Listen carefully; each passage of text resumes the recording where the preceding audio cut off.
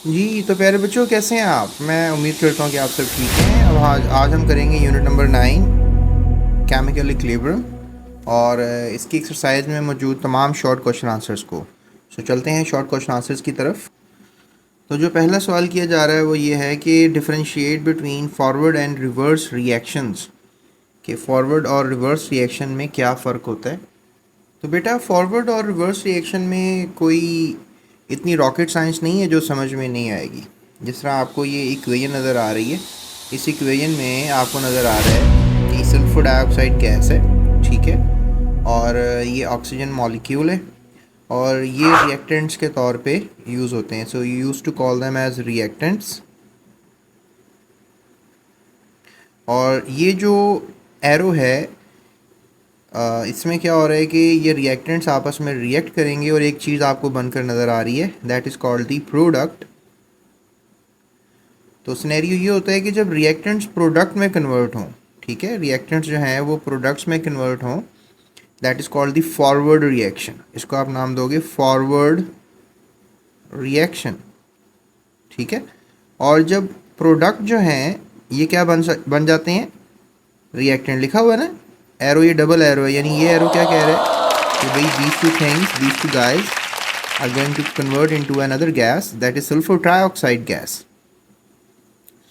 लेकिन ये भी एक सर्टेन बात है कि ये जो प्रोडक्ट है, ठीक है, दैट गैस ये ब्रेक हो जाएगी वापस और इट कैन गोज बैक किस चीज़ में, सल्फर डाइऑक्साइड गैस में और ऑक्सीजन गैस में। तो रिएक्शन जो है वो दोनों तरफ चल रहा है, फॉरवर्ड भी चल रहा है और रिवर्स भी चल रहा है। तो इस फॉरवर्ड रिएक्शन को और रिवर्स रिएक्शन को कलेक्टिवली हम समझने की कोशिश करेंगे तो एक रिवर्सिबल रिएक्शन होगा। You call this reaction as a reversible reaction. तो ये जो प्रोडक्ट है उसका रिएक्टेंट बनना, इसको हम रिवर्स रिएक्शन कहेंगे। तो रिएक्टेंट रिएक्ट करके प्रोडक्ट भी बना रहे हैं और प्रोडक्ट ब्रेक होकर दोबारा रिएक्टेंट भी बन रही है। So this is called forward and reverse reaction. तो इसमें सीखने वाली क्या बात है कि भाई देखें ये लेफ़्ट साइड है, this side is called the left, ठीक है, और लेफ़्ट साइड से रिएक्शन कहाँ पर प्रोसीड कर रहा है, ठीक है, राइट साइड पे, ठीक है। और आप देख सकते हैं that is from left to right, left to right. और रिवर्स रिएक्शन क्या करेगा, राइट टू लेफ़्ट जाएगा, ठीक है। उसके बाद क्या हो रहा है जी, प्रोडक्ट्स जो हैं रिएक्टेंट्स बना रहे हैं, प्रोडक्ट्स रिएक्टेंट्स प्रोडक्ट्स बना रहे हैं और यहाँ पर क्या हो रहा है कि प्रोडक्ट्स रिएक्टेंट्स बना रहे हैं। So rate is fastest in the beginning and gradually slows down. ये एक बहुत बड़ा फैक्टर है कि शुरू में जब आपने खाना खाना शुरू किया तो रोटियाँ भी काफ़ी थी और कबाब भी बहुत ज़्यादा थे, लेकिन वक्त के साथ साथ रोटियाँ कम होती रहेंगी, कबाब कम होते रहेंगे। समझ लें रिएक्टेंट स्टार्ट में तो बहुत ज़्यादा होते हैं, लेकिन जब ये रिएक्ट करने लग जाते हैं तो फिर रिएक्टेंट्स कम होना शुरू हो जाते हैं और प्रोडक्ट्स जो हैं वो ज़्यादा होना शुरू हो जाते हैं। लेकिन शुरू में रिएक्टेंट्स बहुत ज़्यादा होते हैं, शुरू में वेरी बिगनिंग टाइम में, और प्रोडक्ट्स ना होने के बराबर होते हैं। सो यू कैन से कि it's rate is zero in the beginning and gradually speeds up.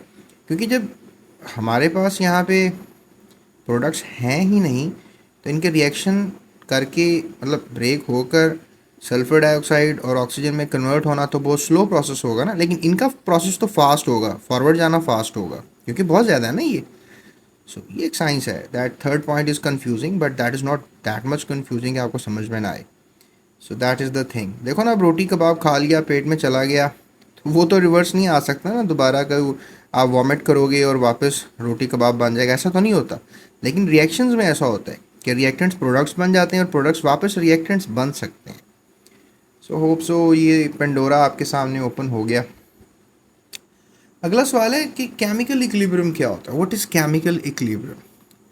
Chemical equilibrium यही होता है कि जो कि आप ये समझ लो, जितना ये फॉरवर्ड जाना है उतना ये फॉरवर्ड जा रहा है, फिर जितना इसने रिवर्स आना है उतना ये रिवर्स आ रहा है, फिर एक सर्टेन पॉइंट आ गया कि ना ये फॉरवर्ड जा रहा है ना ये रिवर्स आ रहा है, बस मतलब बहुत फास्ट चीज़ें नहीं हो रही, इक्विलिब्रियम पे आ गया। जैसे एक जो स्केल होता है, आप उसको जुप करके हिलाओगे, जिस तरह ये पेन है, लेट्स से दैट ये स्प्रिंगी पेन है, तो मैं इसको हिलाऊंगा, यहाँ से मैंने इसको फोर्स लगाई इधर ले गया और फिर छोड़ूंगा तो फिर ये ऐसे ऐसे वाइब्रेट करेगा। जब स्केल टेबल पर रख के आप करेंगे तो वाइब्रेट करेगा। तो क्या हो रहा है, ये फॉरवर्ड भी जा रहा है और रिवर्स भी आ रहा है, लेकिन एक वक्त आएगा फिर ये हल्का हल्का सा वाइब्रेट करने लग जाएगा, बिल्कुल हल्का हल्का सा। इसको इक्विलिब्रियम कहते हैं। अब फॉरवर्ड भी जा रहा है, रिवर्स भी जा रहा है, लेकिन शुरू में जो रेट था फॉरवर्ड जाने का और फिर रिवर्स आने का, ये तो काफ़ी ज़्यादा था ना। लेकिन एट अ सर्टेन टाइम, थोड़ी देर के बाद क्या हुआ, हल्का हल्का वाइब्रेट कर रहा है, स्केल भी ऐसे ही करता रहेगा सारी लाइफ। आप कहोगे सर हमें तो थोड़ी सी देर वाइब्रेट करता हुआ नज़र आता है ऐसे, उसके बाद तो बिल्कुल रुका हुआ नज़र आता है। लेकिन नहीं प्यारे बच्चों, हल्का सा वाइब्रेट कर रहा होता है, शायद कभी आप उसको महसूस भी ना कर सकें।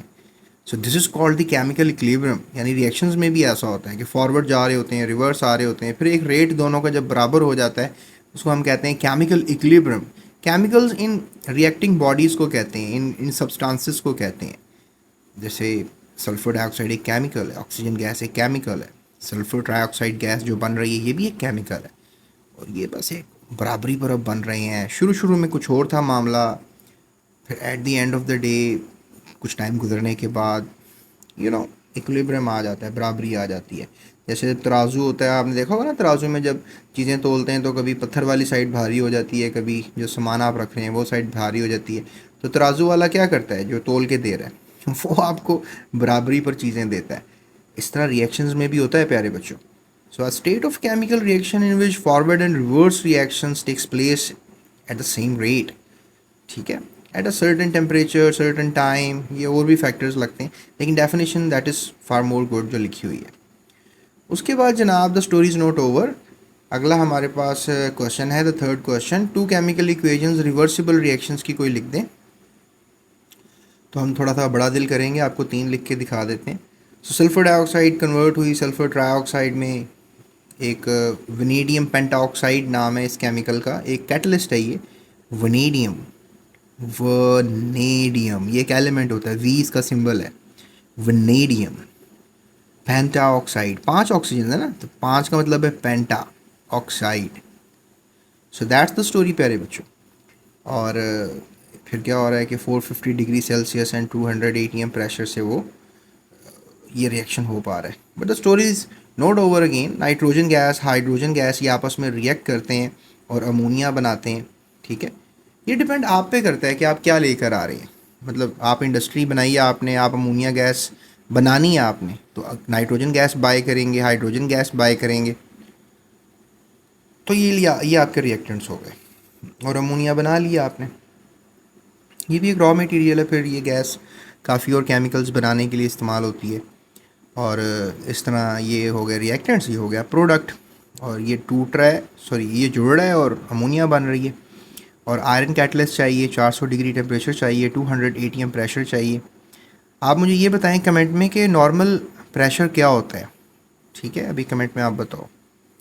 सो ये क्लियर हो गया। उसके बाद अगर आपके पास इंडस्ट्री है और आप अमोनिया लेकर आए हैं और आपकी ख्वाहिश है कि अमोनिया गैस से आप उसको ब्रेक करेंगे और आप बनाएंगे nitrogen gas and hydrogen gas, तो इसी इक्वेशन को आप ऐसे भी लिख सकते हैं। मैं आप छोटा सा करके यहाँ लिख देता हूँ आपको, लाइक दिस। अब अमोनिया गैस आपने ली और इसको तोड़ा, नाइट्रोजन गैस बना दी, हाइड्रोजन गैस बना दी, और ये वापस जुड़कर ऐसे भी बन सकती है। लुक एट दैट, अगर ये ऐसे बन रही है तो ऐसे बन रही है, तो ऐसे भी हो सकता है ना। लेकिन ये अब रिएक्टेंट और ये प्रोडक्ट है, डिपेंड्स अपॉन यू कि इंडस्ट्री में आप क्या लेकर आए, लैब में आप क्या लेकर आए, क्या ख्वाहिश थी आपकी, रिएक्शन किस तरह करवाना था आपने। सो लुक एट दैट, अब ये प्रोडक्ट है लेकिन यहाँ पर ये रिएक्टेंट है, ये रिएक्टेंट है, यहाँ पे ये प्रोडक्ट है। इट्स अपॉन थिंकिंग कि रिएक्टेंट क्या है और प्रोडक्ट क्या है, तो कंफ्यूज नहीं होना आप।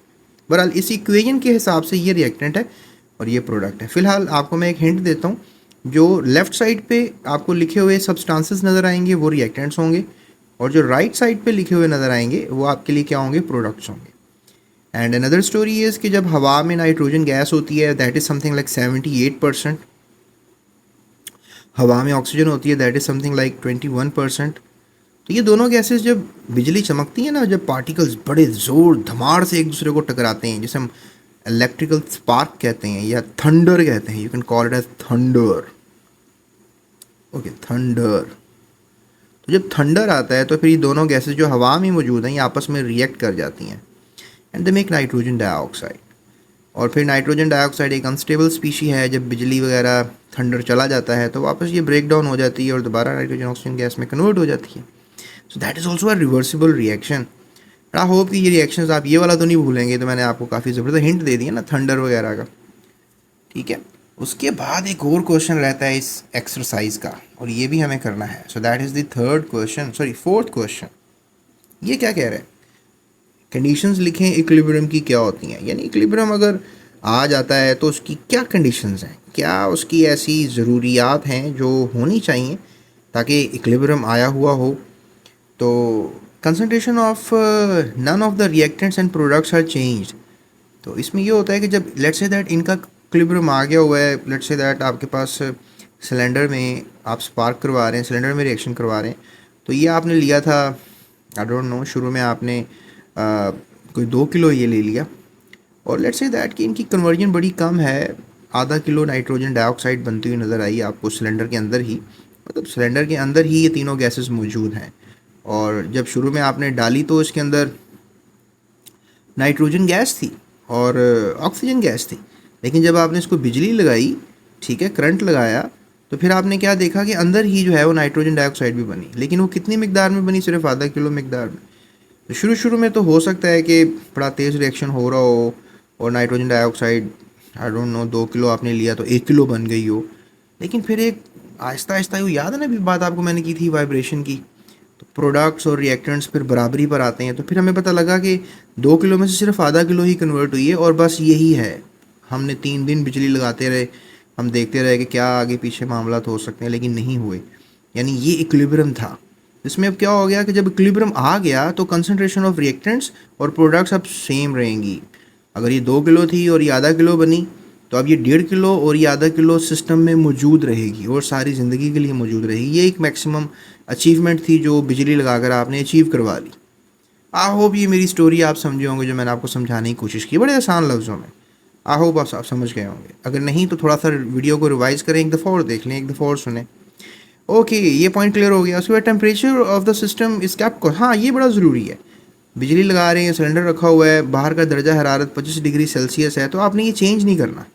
अगर आप ये चेंज करेंगे तो फिर थोड़ा सा हो सकता है, आधा किलो कन्वर्ट हुई थी तो हो सकता है कि आधा किलो ज़्यादा कन्वर्ट हो जाए, 1 किलो कन्वर्ट हो जाए, क्योंकि टेम्परेचर चेंज किया ना आपने। इस टेम्परेचर के ऊपर वैल्यू मैटर करती है, टेम्परेचर चेंज नहीं करते। टेम्परेचर चेंज करना इक्विलिब्रियम को डिस्टर्ब करने के मुतरादिफ होता है।